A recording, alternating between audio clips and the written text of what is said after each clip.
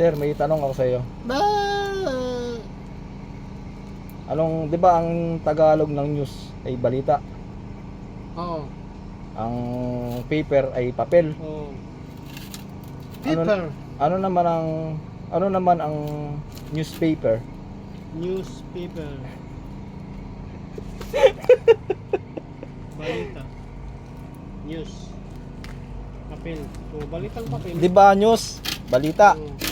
paper, papel. Oo. Ano naman ang newspaper? Balitang papel. O, di ba?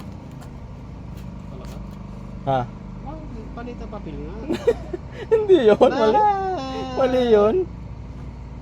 Ano? Balitang papel nga. Di mo alam?